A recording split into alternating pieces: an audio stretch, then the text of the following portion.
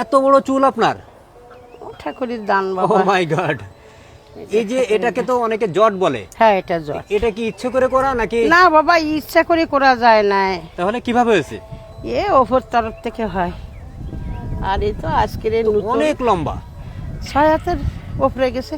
6 হাতের উপরে গেছে। হ্যাঁ। এ কত বছর থেকে এই আর কি প্রায় চুলটা? 80 81। মানে 80 সাল থেকে হ্যাঁ, তাই এটা মানে বেশি দিনই না, এটা মানে 50-60 বছর টছর বয়স হবে। এই চুলের? হ্যাঁ। আর আগে যারা ছিল হ্যাঁ। তাদের কাটিয়ে ফেলাই দেওয়া হয়েছে 3বার 4বার কাটা হয়েছে। এটা কি কোনো মানে সাধনার কারণে? হ্যাঁ এটা সাধনার কারণ। মানে এটাও একটা উপাসনা? উপাসনা। এটা রাখলে সুবিধাটা কি, মানে কি কি সুবিধা পান?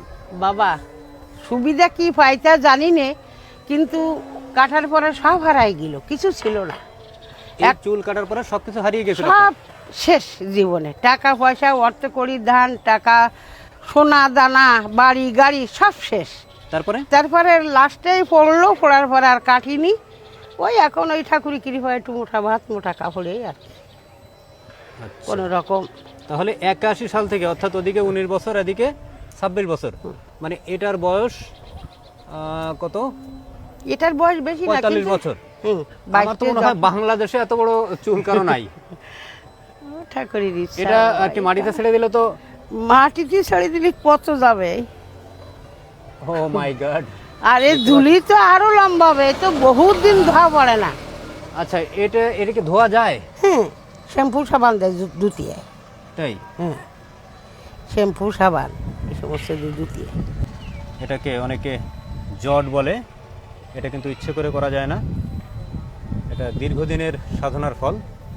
দেখতে পাচ্ছেন, কোনো অস্বস্তি হয় না? না বাবা, শরীর ভিতরে খারাপ লাগে না? না,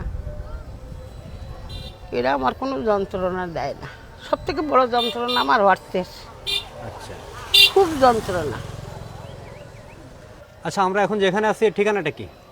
গজালি গ্রাম। গজালিয়া গ্রাম, হ্যাঁ, থানা বটিয়াঘাটা, বটিঘাটা থানা, গজালি গ্রাম, সাইডে সামনে জেলা আছে খুলনা। গাঁওগড়া, সামনে গাঁওঘরা। গাঁওগড়া বাজার।